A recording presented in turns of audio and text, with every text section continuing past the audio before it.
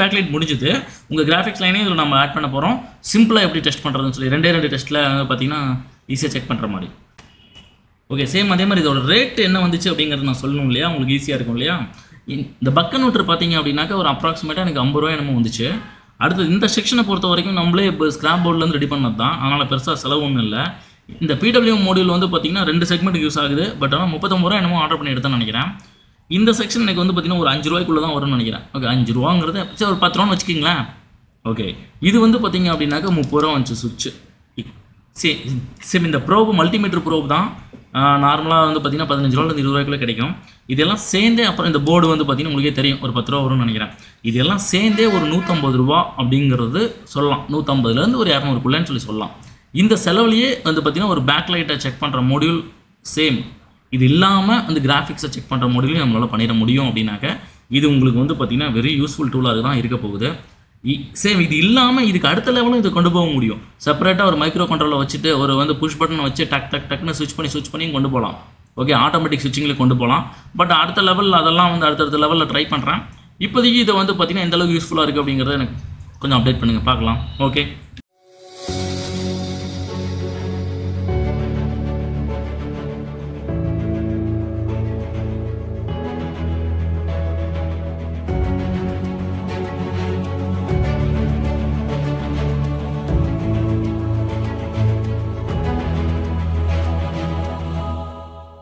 Okay. Hi guys, already வந்து பார்த்தீங்கன்னா ஒரு 2-3 வீடியோ பார்த்துருப்பீங்கன்னு நினைக்கிறேன்.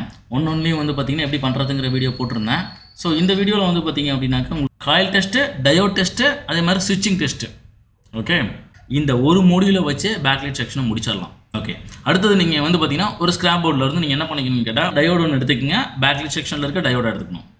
ஓகே கைஸ், நான் என்ன பண்ணியிருக்கேன், ஸ்கிராப் போர்டிலேருந்து ஒரு டயோட் எடுத்து வச்சுருக்கேன். இதை வந்து பார்த்தீங்கன்னா இதில் வந்து பார்த்தீங்கன்னா 3வது டெஸ்ட்டு சரியா, ஆனால் இதில் 4வது பின். அது என்ன கணக்குங்கிறது உங்களுக்கு புரியும்னு நினைக்கிறேன்.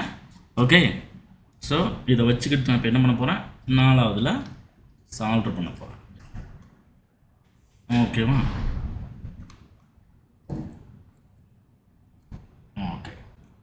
ஓகே, கவனிச்சிங்கன்னா நம்ம அடுத்து சால்வ் பண்ண போகிறது டயோடோட கேத்தோட சைடு எனக்கு இங்கே சால்வ் ஆகும். ஸோ மாற்றி சால்வ் பண்ணிடாதீங்க, ரிசல்ட் வராது. ஓகேவா?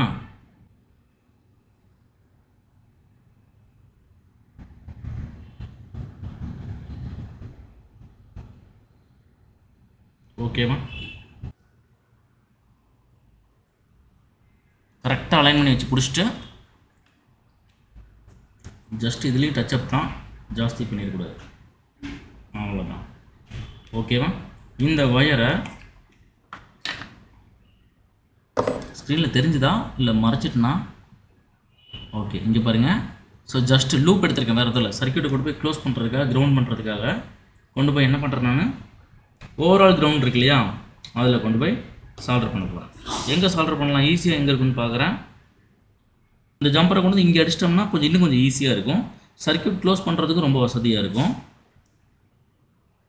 ஓகேவா? ஸோ நம்ம இங்கேயே அடிச்சுக்கலாம், கொஞ்சம் ஈஸியாக இருக்கும்னு நினைக்கிறேன். ஈஸியாக இருக்குங்கிறோட சர்க்யூட் க்ளோஸ் பண்ணுறதுக்கு ஈஸியாக இருக்கும். ஓகே, நான் ஸ்கோப் வியூக்கு வந்துடுறாங்க.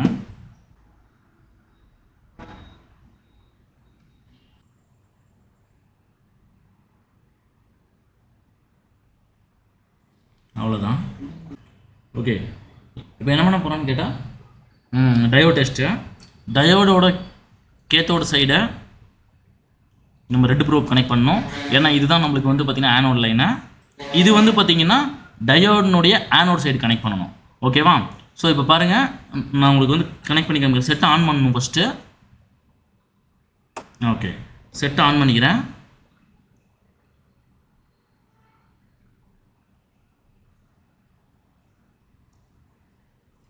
செட்டு ஆன் ஆயிடுச்சு. இப்போது செக் பண்ணிடலாம்.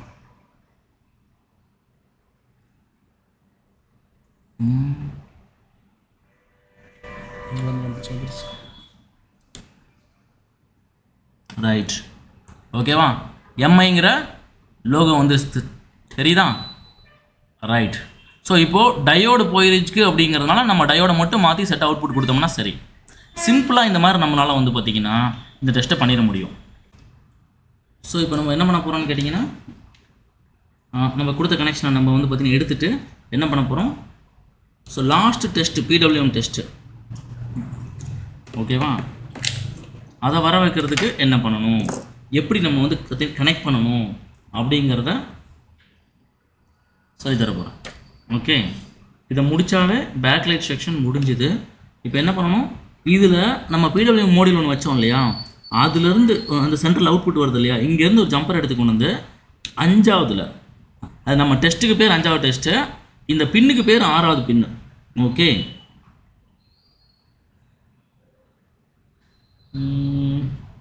6ஆவது பின்னு இங்கே நம்ம வந்து பார்த்திங்கன்னா ஜம்பர் கொடுத்துட்டோம்னாவே இங்கேருந்து PWM நம்ம கொண்டு போய் அங்கே வந்து பார்த்திங்கன்னா இன்ஜெக்ட் பண்ணும்போது அது பார்த்திங்கன்னா லைட் அங்கே எரிஞ்சிருச்சுனாக்க ஆட்டோமேட்டிக்காக நம்ம முடிவு பண்ணிக்கலாம் ஐசி தான் கம்ப்ளைண்ட் அப்படிங்கிறத ஃபைனல் பிச்சுக்கு எடுத்துக்கலாம். ஓகேவா, இந்த 5 டெஸ்ட் தான்.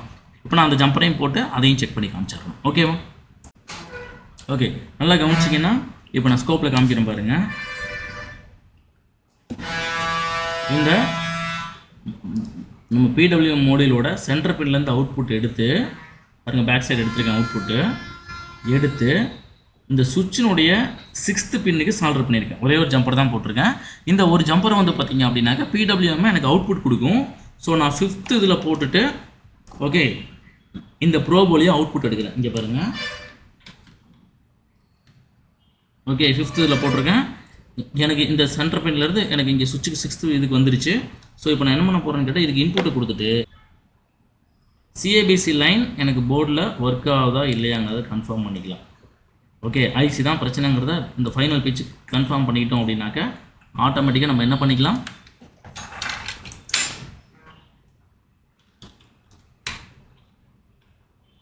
என்ன ஆகுதுன்னு கேட்டிங்க அப்படின்னா செட்டை ஆன் பண்ணால் ஃபஸ்ட் லோகோ வரும், லோகோ வரும்போது லைட் எரியும். அதுக்கப்புறம் பார்த்தீங்க அப்படின்னாக்கா லைட் எரியாது. ஓகே, PWM லைன் தான் பிரச்சனைங்கிறத கண்டுபிடிச்சிட்டோம் ஆல்ரெடி. ஸோ சரி, இந்த டூல் ஒர்க் ஆகுதா இல்லையா, சேம் அது எப்படி ஒர்க் பண்ணுறது அப்படிங்கிறத வந்து பார்த்தீங்கன்னா லைவில் காமிக்கிறேன் பாருங்கள்.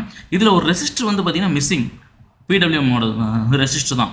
ஸோ இப்போ நான் என்ன பண்ணுறேன்னு கேட்டிங்கன்னா ரெட் ப்ரோப் இருக்கு இல்லையா, ரெட் ப்ரோப்பை மட்டும் நான் வந்து PWM லைனில் வந்து வச்சாவே போதும். நான் செட்டை ஆன் பண்ணுறேன் பாருங்கள். ஃபஸ்ட்டு செட்டை ஆன் பண்ணும்போது எனக்கு ஃபஸ்ட் லோகோ வரும். ஓகே, ஃபஸ்ட் லோகோ வந்துருச்சு பாருங்கள். ஆனால் எனக்கு வந்து பார்த்திங்க அப்படின்னா என்ன ஆகும்னு கேட்டால் பேக்லைட் போயிடும். அவ்வளோதான். ஸோ இந்த சூழ்நிலையில் நான் வந்து பார்த்திங்க அப்படின்னாக்கா PWM லைனில் கொடுக்குறேன் பாருங்கள். Sir no need black probe, சரியா, ரெட் ப்ரோப் மட்டும் நம்ம கொண்டு போய் ஷார்ப்பாக அந்த இடத்துல கரெக்டாக வச்சா சரி. ஓகேவா, எடுத்துட்டிங்கன்னா போயிடும், மறுபடியும் வச்சிங்கன்னா வந்துடும். ஸோ இந்த சரி, இந்த கிரிட்டேரியாவில் நம்ம என்ன முடிவுக்கு வந்தலாம்னு கேட்டிங்க அப்படின்னாக்கா ஐசி தான் ஸ்விட்சிங் ஆகலைங்கிறத நம்ம வந்து பார்த்திங்கன்னா கன்ஃபார்ம் பண்ணிக்கலாம். ஐசியை வந்து பார்த்திங்கன்னா ரிமூவ் பண்ணிவிட்டு ரீபால் நான் உங்களுக்கு சொல்லுவேன், ஆல்வேஸ் என்ன சொல்லுவேன்னு உங்களுக்கு தெரியும். ஸோ ரீப்ளேஸ் அப்படிங்கிறத பொறுத்த வரைக்கும் நீங்கள் என்ன பண்ணணும், ஒரு ஐசி எடுத்துட்டீங்க அப்படின்னாக்கா அதோட பேட் வேல்யூ செக் பண்ணணும், same as well as interconnectivity check பண்ணணும், ஆஸ் வெல் அஸ் வந்து பார்த்திங்கன்னா டயோட் வேல்யூ செக் பண்ணணும். இந்த மூணையும் செக் பண்ணி தான் நீங்கள் வந்து பார்த்திங்கன்னா தூக்கி உட்கார வைக்க முடியும். ஓகேவா, ஸோ இந்த ஒரு டூல் உங்களோட எல்லா விதமான பேக்லைட் செக்ஷனையும் கிளியர் பண்ணிடும். இது மட்டுமா அப்படின்னு கேட்டால் கண்டிப்பாக கிடையாது. இது இல்லாமல் நம்ம என்ன பண்ண போகிறோம்னு கேட்டால் இதில் கிராஃபிக்ஸ் லைனையும் நம்ம இதே டூலுக்குள்ளே ஆட் பண்ண ட்ரை பண்ணுறோம். இந்த டூலில் ஆல்ரெடி நம்மளுக்கு வந்து பார்த்திங்கன்னா என்ன இருக்குது, நிறைய, ஒரே நிமிஷம்,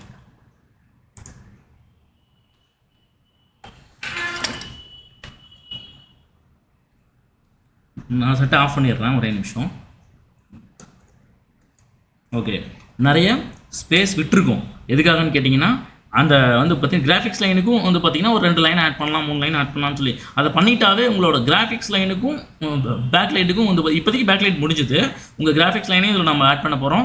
சிம்பிளாக எப்படி டெஸ்ட் பண்ணுறதுன்னு சொல்லி 2 டெஸ்ட்டில் பார்த்திங்கன்னா ஈஸியாக செக் பண்ணுற மாதிரி. ஓகேவா, ஸோ இந்த வீடியோ உங்களுக்கு வந்து பார்த்திங்கன்னா கண்டிப்பாக நெக்ஸ்ட் லெவல் நாலேஜுக்கு எடுத்துகிட்டு போகும்னு சொல்லி நம்புகிறேன். கண்டிப்பாக இந்த டூலை செஞ்சுட்டு எனக்கு வந்து பார்த்திங்கன்னா கமெண்ட் பண்ணுங்கள். ஸோ எப்படி ஒர்க் ஆகுது அப்படிங்கிறதையும் கமெண்ட் பண்ணுங்கள். அதே மாதிரி பார்த்தீங்கன்னா இந்த மாதிரி நீங்கள் வியூஸில் நிறைய வந்து கமெண்ட் பண்ணும்போது அடுத்தடுத்த வந்து பார்த்திங்கன்னா இன்னோவேட்டிவான டூல்ஸை வந்து பார்த்திங்கன்னா கண்டுபிடிக்கிறதுக்கும் அடுத்த நெக்ஸ்ட் லெவல் இன்னும் ஈஸியான சில விஷயங்களை வந்து பண்ணுறதுக்கும் எங்களுக்கு வந்து பார்த்திங்கன்னா ஒரு சின்ன தூண்டுதலாக இருக்கும். ஓகே, ஸோ செஞ்சு முடிச்சுட்டு எனக்கு வந்து பார்த்திங்கன்னா இன்ஃபார்ம் பண்ணுங்கள், எப்படி இருக்குங்கிறதையும் சொல்லுங்கள். Same until then I am bye bye signing of.